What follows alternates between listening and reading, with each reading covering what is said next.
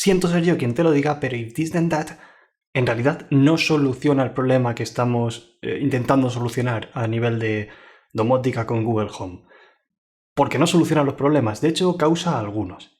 ¿Es un bridge unidireccional? Sí. ¿Nos permite controlar hardware usando el asistente de Google? Sí, pero no soluciona los problemas, ni siquiera soluciona la definición de lo que es integrar hardware con Google Home.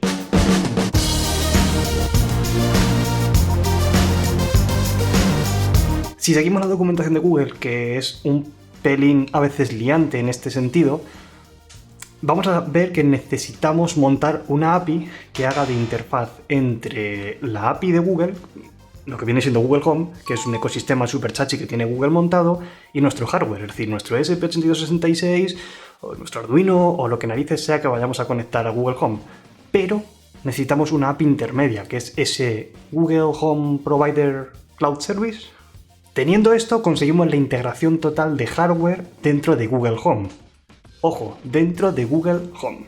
Sabemos que hemos conseguido una integración en Google Home cuando abrimos la aplicación Google Home y nuestros dispositivos aparecen ahí. Nuestra bombilla aparece ahí, nuestras cortinas aparecen ahí, nuestra cafetera aparece ahí. Pero, si usamos if this and that, esto no ocurre.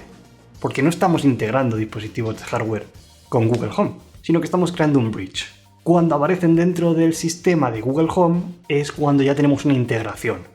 Total o parcial, pero tenemos integración.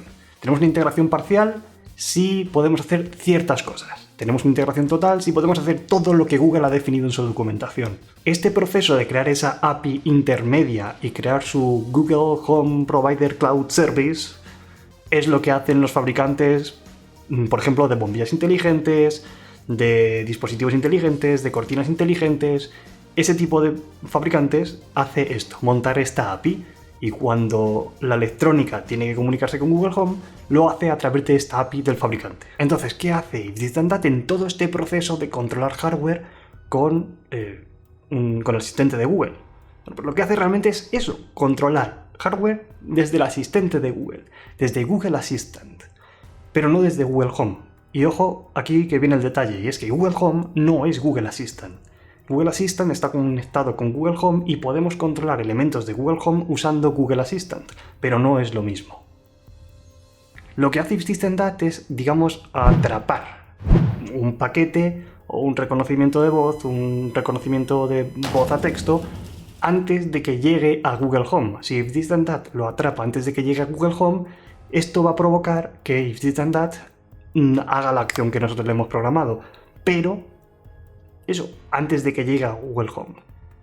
Y esto en realidad a veces causa problemas. Si habéis hecho cosillas con if this then that y el asistente de Google para controlar hardware, os habréis dado cuenta que hay ciertas palabras clave que Google las lanza hacia la API de Google Home antes que lanzarla hacia if this then that. Entonces, si if this then that no captura esa información antes del punto adecuado de que llegue a Google Home, lo que ocurre es que se dispara a Google Home y te dice este dispositivo no está disponible, cuando en realidad sí está, porque está a través de if this then that. Y es en estos casos en los cuales al disparar un elemento, disparar un trigger a través de Google Assistant con if this then that para controlar hardware, tenemos problemas.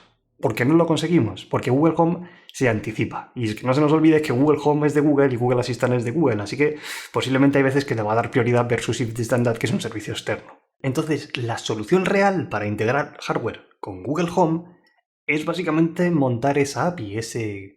¿cómo es? Google Home Provider Cloud Service. Mira, de verdad, Google, ¿podéis intentar hacer las cosas un poquito más sencillas? Espérate, que lo voy a repetir. Google Home Provider Cloud Service. Dame el tema. Nuestra API, a la que vamos a llamar Homeware, nunca puede enviar datos a Google.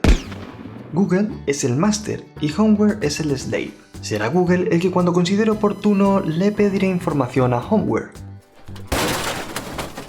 La documentación de Google invita a que Homeware responda ante 3 tipos de peticiones por su parte.